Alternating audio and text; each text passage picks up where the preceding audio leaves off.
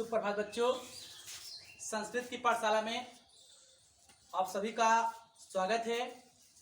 और आज हम संस्कृत का एक व्याकरण से संबंधित लेकर आए हैं जिसका नाम है संधि।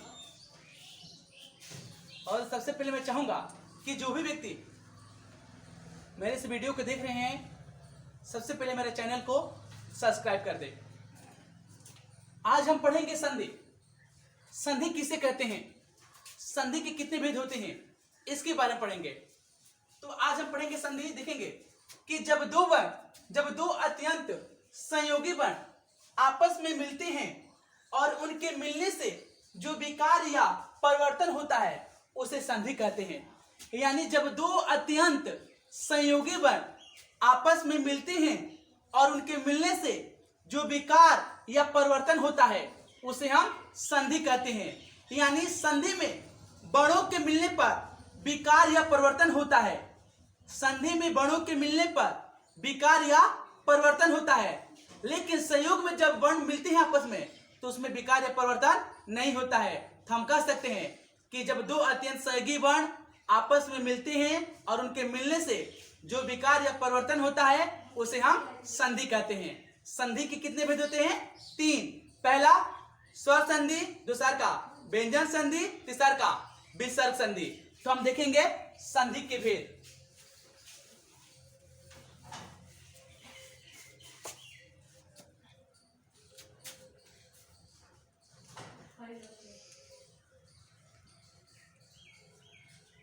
संधि के 3 भेद होते हैं।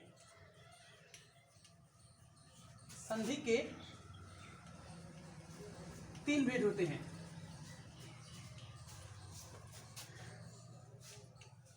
पहला स्वर संधि,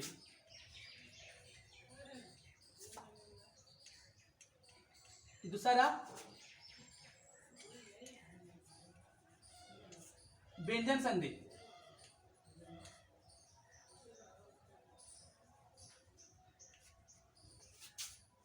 तीसरा है विसर्ग संधि।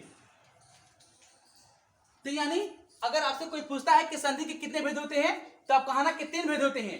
पहला स्वर संधि, दूसरा व्यंजन संधि और तीसरा का है विसर्ग संधि। हम देखेंगे कि स्वर संधि किसे कहते हैं। तो स्वर संधि किसे कहती हैं तो इसका परिभाषा हम देखेंगे। स्वर वर्ण के मिल के कारण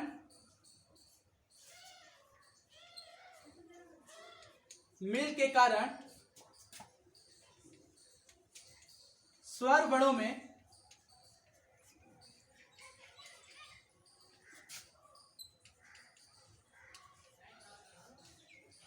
जो विकार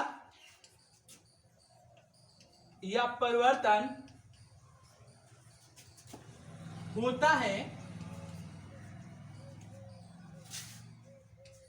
उसे स्वर संधि कहते हैं।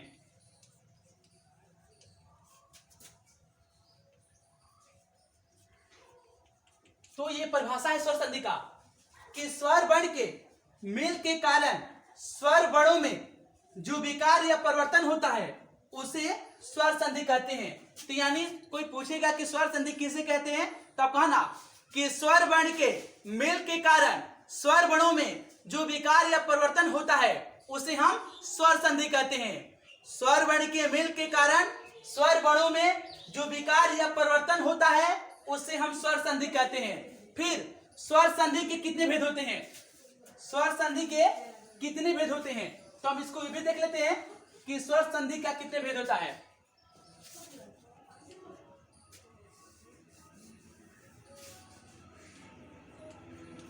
स्वर संधि के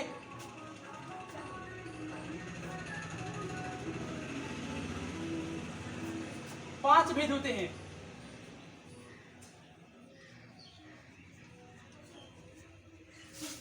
पहला है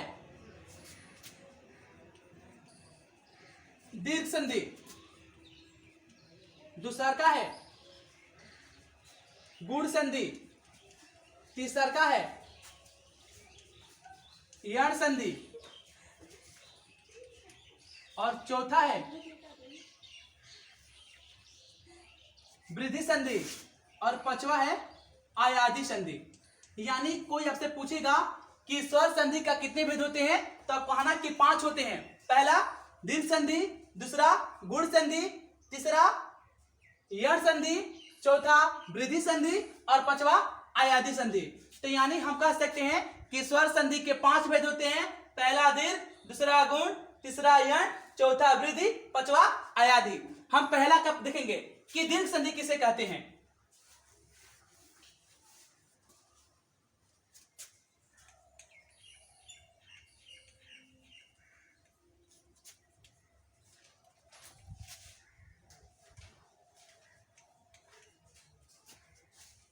जब दो समान स्वर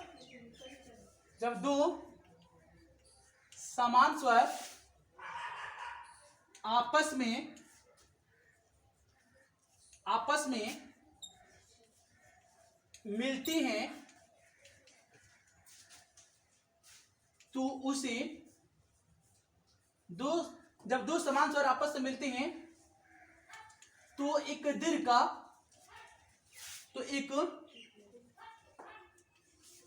का निर्माण होता है। यानी कोई पूछेगा कि दीर्घ संधि किसे कहते हैं, तब कहना कि जब दो समान स्वर आपस में मिलते हैं, जब दो समान स्वर आपस में मिलते हैं तो उनसे क्या होता है, एक दीर्घ का निर्माण होता है। यानी जब दो समान स्वर आपस में मिलते हैं तो क्या होता है, एक दीर्घ का निर्माण होता है। जैसे आप देख ले कि अ धन अ बराबर होता है आ। ये आप देख सकते हैं कि अ और अ क्या है, दोनों समान है। यानी पहला पद भी अ है और दूसरा का पद भी क्या है, अ है।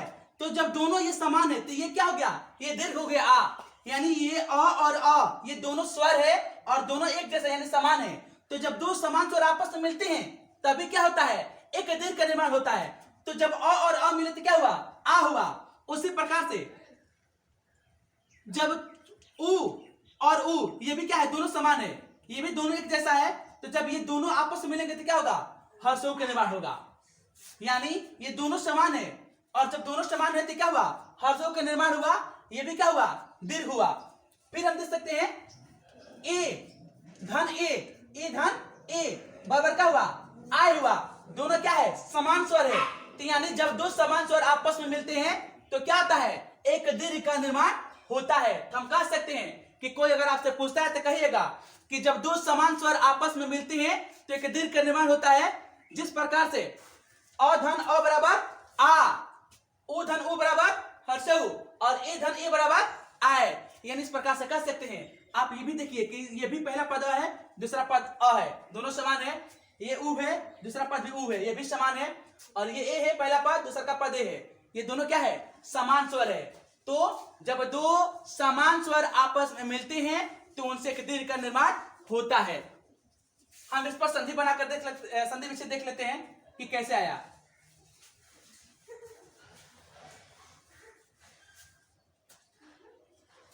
जैसे में देखते हैं,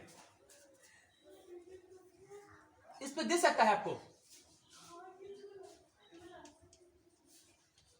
इस पर कोई दे सकता है विद्यालय, ठीक ना।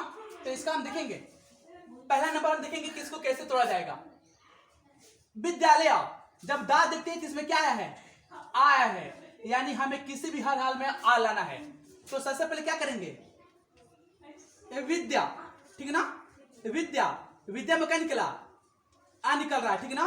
और यही इसमें आ क्या करेंगे, यहां पर डाल देंगे तो हो जाएगा आ, लास्ट में क्या बचा, लय, तो हो जाएगा विद्या धन आलय। यानी इसमें आ निकला और इसमें भी क्या लगा, आ, दोनों मिलकर क्या हुआ, आ। हम देख सकते हैं कि पहला स्वर भी क्या है, समान है, दूसरा का स्वर भी समान है। और ये जो बना इसको हम क्या कहेंगे, दीर्घ कह देंगे। यानी विद्यालय का संधि विच्छेद क्या होगा, विद्या धन आलय। तो इस प्रकार से आप देख सकते हैं कि जो संधि है उसका परिभाषा, फिर उसका जो पहला भेद है वो भी आप देख लिए हैं। और आगे फिर पुनः मैं इसके पुनः आपको जो दूसरा का है गुण संधि, इसके बारे में बताऊंगा। धन्यवाद।